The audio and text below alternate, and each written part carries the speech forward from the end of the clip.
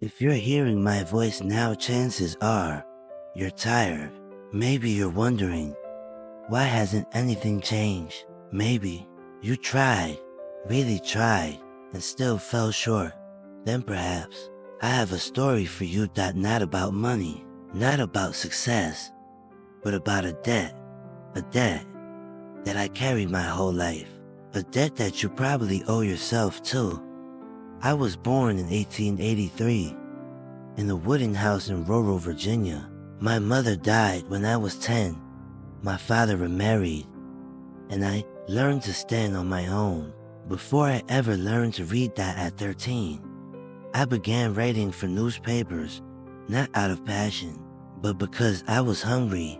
A pencil, a blank page, and a single burning question in my head. Why do some people rise while others remain broken? In 1910, I met Andrew Carnegie, the steel king of the world. He looked at me and asked a question that kept me awake for weeks. If you were willing to spend 20 years seeking the secret to success without pay, would you do it? I said yes, and began the journey. I interviewed more than 500 of the greatest minds: Edison, Ford, Bell. But it was in moments of bankruptcy, of hunger, of doubt, that I truly began to understand. I used to want success. But what is success? How much? For what? For whom? Once I wrote it down clearly. I will earn $1 million in 3 years. Proof thought creates results. Everything changed. You cannot hit a target your mind does not see, and vague dreams lead only to certain disappointment. I once lost everything. No house, no money, no pride. I nearly gave up, but I picked up a pen and wrote, I believe I can think my way out of this. I wrote down every fear, named every demon in my mind.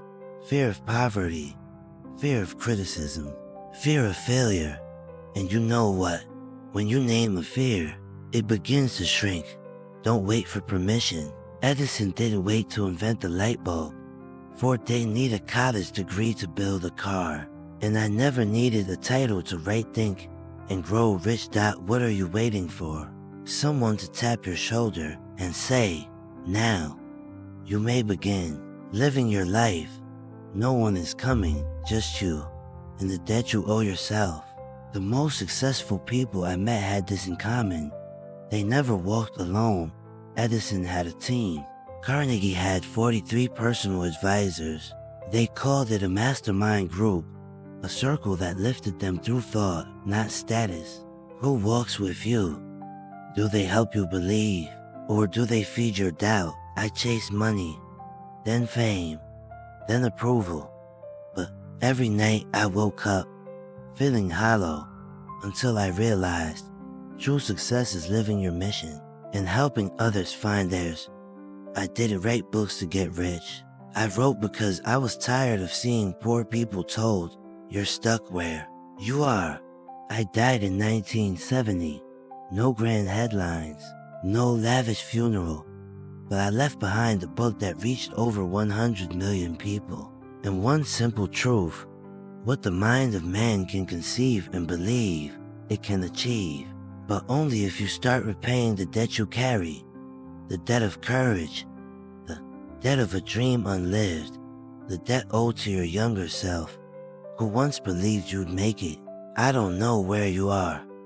I don't know how many times you've fallen, but I know this. If I could begin from zero in 1908, then so can you. Begin. Repay the debt you owe yourself before it's too late.